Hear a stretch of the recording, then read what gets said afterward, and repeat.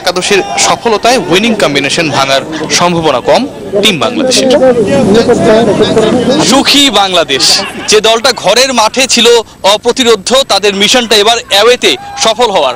প্রথম ওয়ানডে জিতে সে লক্ষ্যে এগিয়ে টিম বাংলাদেশ। ডাম্বুলায় দ্বিতীয় ওয়ানডেটা জিতে সিরিজ নিশ্চিত করার লক্ষ্য মাশরাফি দলের। রিয়াসাদ আজিম, চ্যানেল 24, ডাম্বুলা, শ্রীলঙ্কা। এই সিরিজে মূলত দু দলের শক্তির পার্থক্য গড়ে দিয়েছে ব্যাটিং, যেখানে উন্নতি করতে হবে স্বাগতিকদের। তাছাড়া ক্রান্তিকালীন সময় পার করছে শ্রীলঙ্কা, এসবই বলেছেন লঙ্কান ক্রিকেট বোর্ডের প্রধান নির্বাচক সানাত জয়সুরিয়া। বাংলাদেশের উত্থানের প্রশংসা করেছেন লঙ্কান গ্রেট। ব্যাটিং অনুশীলনে ক্রিকেটাররা নেটের বাইরে পর্যবেক্ষণ করছেন লঙ্কান গ্রেট শ্রীলঙ্কা ক্রিকেটের প্রধান নির্বাচক সানাত জয়সুরিয়া। এখানেও তার সঙ্গী সাবেক opening partner Romesh Kaluwitharana. Colombo test হারের পর ওয়ানডে সিরিজে পিছিয়ে স্বাগতিকরা, চাপটা তাই সঞ্চারিত হয়েছে নির্বাচকদের ওপরও। কোথায় দু দলের পার্থক্য? ব্যবধানটা আসলে ব্যাটিং এ। বাংলাদেশ ভালো ব্যাট করছে, শ্রীলঙ্কা তা পারছে না। শেষ দু ম্যাচে এখানে পিছিয়ে আমরা। পরের ম্যাচটা তাই ব্যাটিং এ উন্নতি করা প্রয়োজন। টেস্টে ঘরের মাঠে অস্ট্রেলিয়াকে হোয়াইট ওয়াশ করা শ্রীলঙ্কা পিসারা ওভালে পেয়েছে ভিন্ন স্বাদ। ডাম্বুলাতেও বড় হার স্বাগতিকদের। প্রধান নির্বাচকের মতে একটা বিশেষ সময়ের মধ্য দিয়ে যাচ্ছে শ্রীলঙ্কার ক্রিকেট।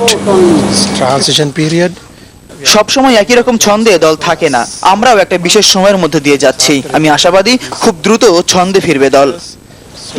বাংলাদেশে খেলেছেন, বাংলাদেশের বিপক্ষেও খেলেছেন জয়সুরিয়া, তাই প্রতিপক্ষের উন্নতির চিত্রটা পরিষ্কার লঙ্কান গ্রেটের কাছে।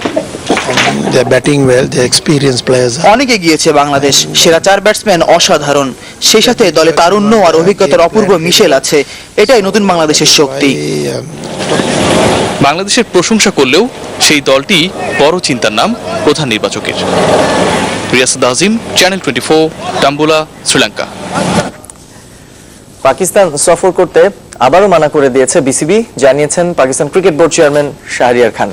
আইসিসি চ্যাম্পিয়ন্স ট্রফির পরপরই 2 ম্যাচের টি-20 সিরিজ খেলতে বাংলাদেশকে পাকিস্তানে আমন্ত্রণ জানিয়েছিল পিসিবি, তবে বিসিবি সেই প্রস্তাব প্রত্যাখ্যান করেছে বলে নিশ্চিত করেছেন শাহরিয়ার খান। জুলাইয়ে বাংলাদেশে আসার বিষয়টিও এখন ভিন্নভাবে বিবেচনা করছেন শাহরিয়ার। বলেছেন এরই মধ্যে 2 বার বাংলাদেশে এসেছেন তারা। আগামী এপ্রিলে আইসিসি সভায় আবারও আলোচনায় বসতে পারেন দুদেশের ক্রিকেট বোর্ডের শীর্ষকর্তারা।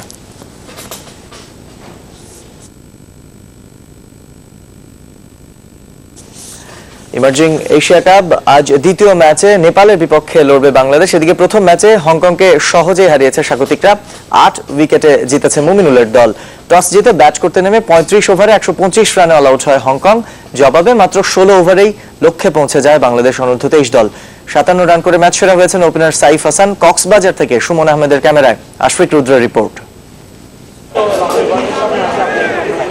জয়টা অনুমিতই ছিল, তাই উদযাপনে বাড়াবাড়ি নেই বাংলাদেশ যুব দলের। 126 রানের সহজ টার্গেট, মাত্র 16 ওভার 1 বলে লক্ষ্যে পৌঁছে যায় মুমিনুল হকের দল।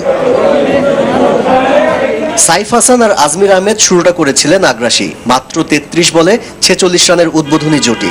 আজমির 15 রানে বিদায় নিলেও অবিচল সাইফ হাসান।